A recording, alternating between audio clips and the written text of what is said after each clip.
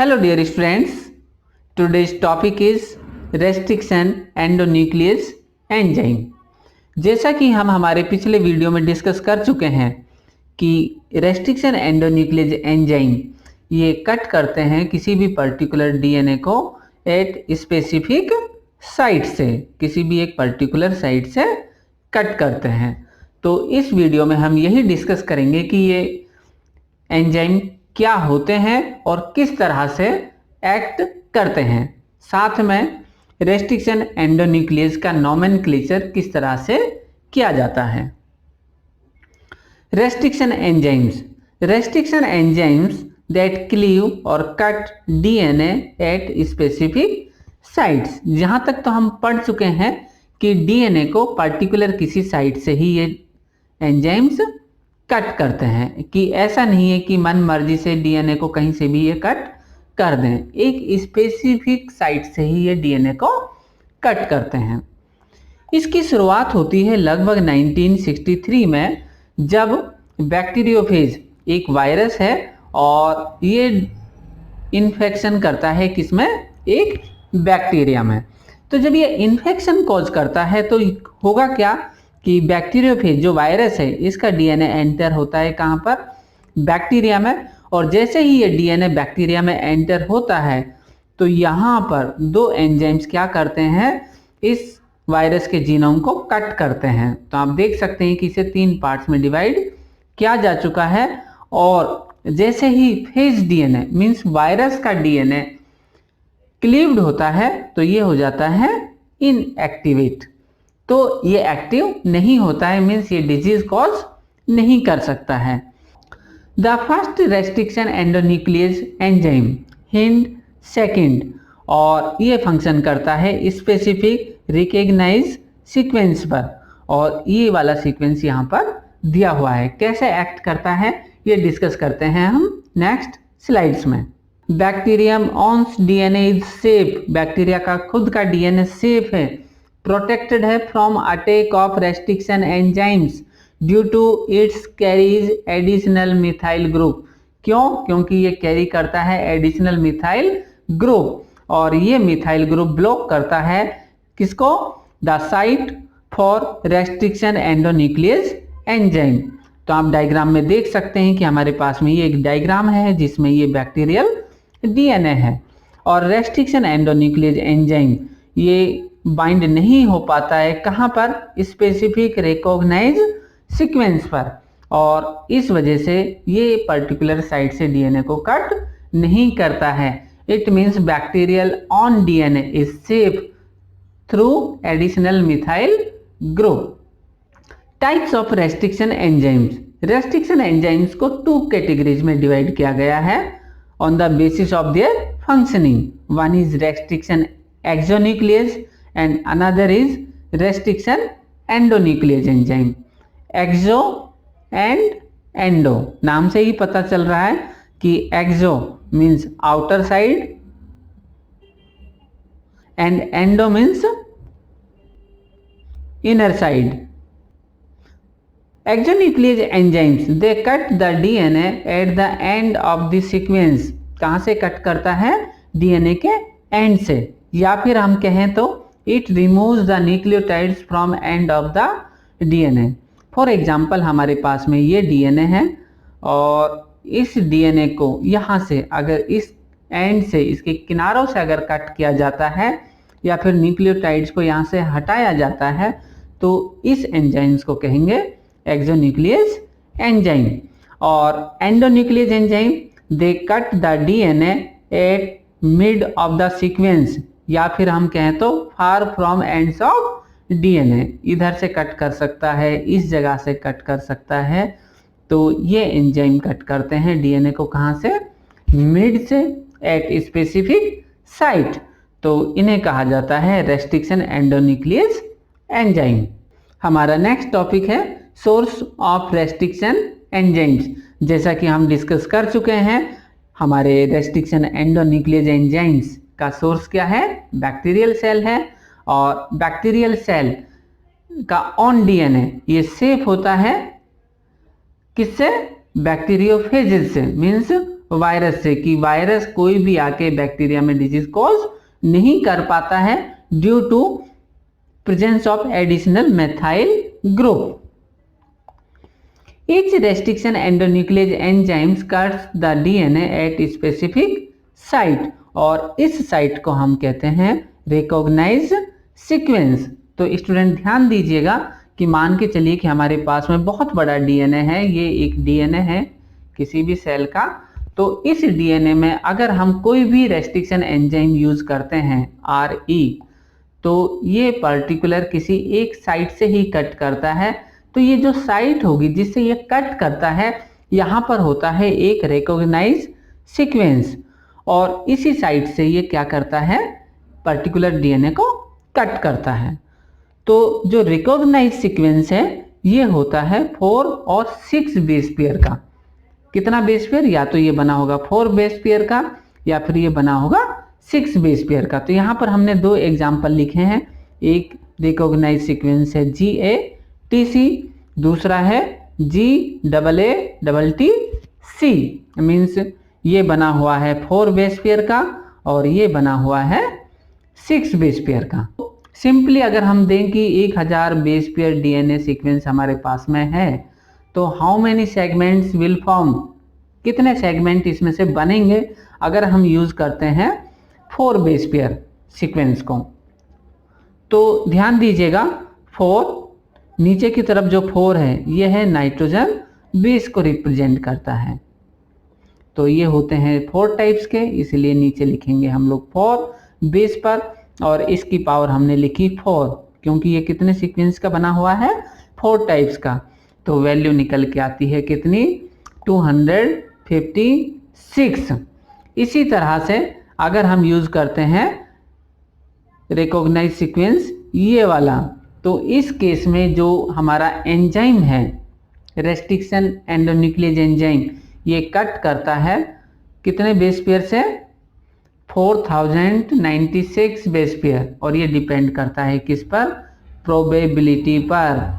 According to probability अगर हमारे पास में 5000 बेस पेयर का सीक्वेंस है, केवल एक ही साइट इसमें प्रेजेंट होगी डीएनए को कट करने के लिए, according to probability. Recognise sequence ये होता है 4 और 6 बेस पेयर का और इसे कहा जाता है पैलिंड्रोमिक न्यूक्लियोटाइड सीक्वेंस। इसका मीनिंग ये है कि same words when read both forward and backward direction, इधर से इधर रीड करेंगे, इधर से इधर रीड करते हैं तो सेम डायरेक्शन हमें मिलती है। फॉर एग्जाम्पल GAATTC, तो इधर भी है GAATTC।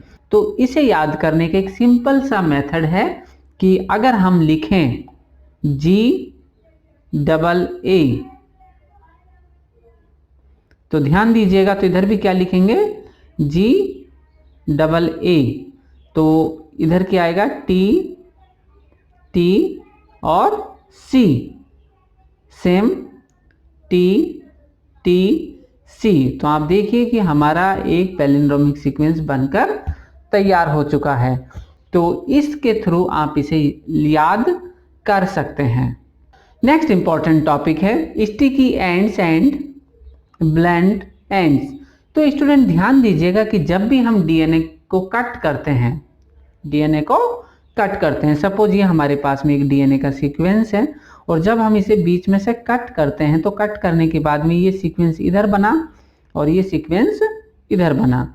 तो होता क्या है कि या तो कंडीशन होती है एक ये वाली, या फिर दूसरी कंडीशन और हो सकती है इसकी कि यहाँ से कट करने पर ये डीएनए था तो इस स्ट्रैंड को यहाँ से कट करे, इस स्ट्रैंड को इधर से। तो यहाँ पर जो कंडीशन बनती है वो बेस पेयर हमारा बनता है कुछ इस तरीके से। तो इधर से ये साइट है जो ब्लैंक है, इधर से ये साइट भी ब्लैंक है, मीन्स खाली है। तो होगा क्या कि ये 2 टाइप्स की कटिंग डीएनए में करता है। रेस्ट्रिक्शन एंडोन्यूक्लियस एंजाइम 2 टाइप से कट करता है।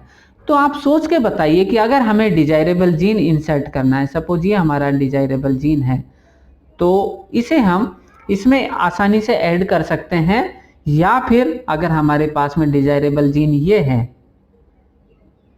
तो इस सीक्वेंस को हम इसमें ऐड कर सकते हैं। तो कौन सा बेटर होगा? बेटर होता है ये। तो रेस्ट्रिक्शन एंडोन्यूक्लियेज एंजाइम डीएनए को कट करते हैं और कट करने पर बनाते हैं स्टिकी एंड्स। तो आप डायग्राम में देख सकते हैं ई कोलाई R1 एक रेस्ट्रिक्शन एंडोन्यूक्लियेज एंजाइम है, ये इसका रिकॉग्नाइज सीक्वेंस है और इस सीक्वेंस में से ये कट करता है कहाँ से? जी और ए के बीच में से। तो आप डायग्राम में देख सकते हैं कि जैसे इसने यहाँ से कट किया तो बीच में क्या बनाई है? स्टिकी एंड, और इसमें हम हमारे डिजायरेबल जीन को आसानी से इंसर्ट कर सकते हैं। ब्लंट एंड्स, इसका एग्जाम्पल है HAE3 हीमोफिलस इजिप्टिकस और इसका रिकॉग्नाइज सीक्वेंस है GGCC। तो इस केस में ये डीएनए को कट करता है बिल्कुल बीच में से। तो बीच में से कट करने पर हमारा जो डिजायरेबल जीन है, एक हमने बनाया ये, एक बनाया हमने ये, तो इस केस में इसको ऐड करना ज़्यादा आसान है बजाय इसको ऐड करने के।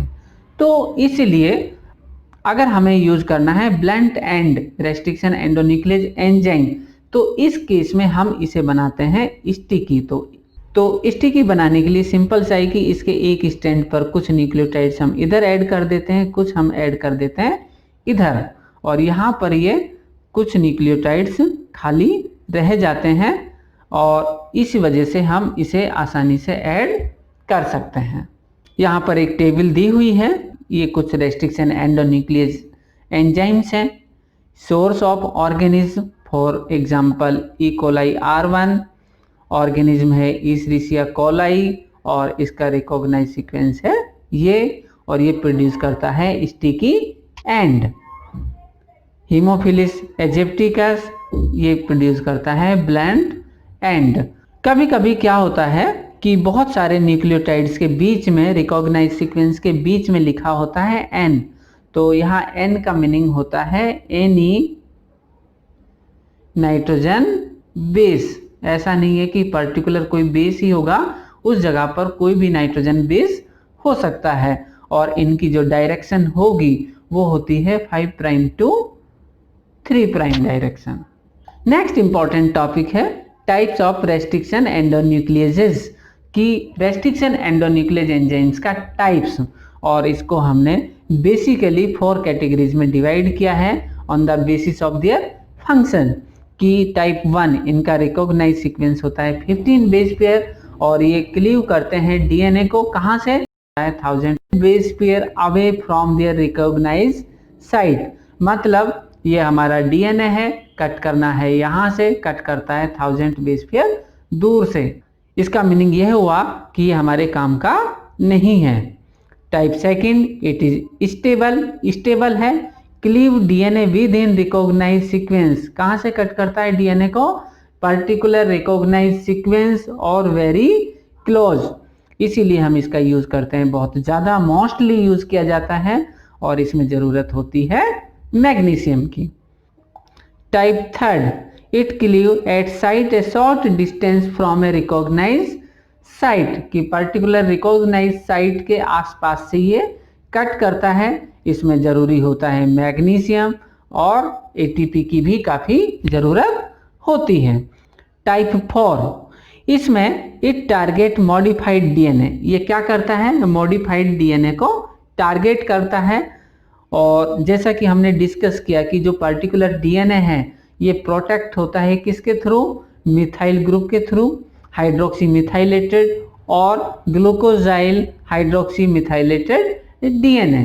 तो ये प्रोटेक्टेड साइट हैं जो जनरली रेस्ट्रिक्शन एंडोन्यूक्लियेज एंजाइम से कट नहीं होती हैं, लेकिन टाइप 4 का यूज करने पर हम इन्हें भी कट यहाँ से कर सकते हैं। और स्टूडेंट ध्यान दीजिएगा कि सबसे ज़्यादा मोस्टली यूजफुल जो हैं वो हैं टाइप सेकंड, और टाइप सेकंड लगभग 900 प्लस एंजाइम्स अभी हमारे बायोटेक में है और ये ऑब्टेन किए जाते हैं 230 strain of microbes, 230 strain of microbes से। नेक्स्ट इंपॉर्टेंट टॉपिक है नोमेनक्लेचर ऑफ रेस्ट्रिक्शन एंजाइम।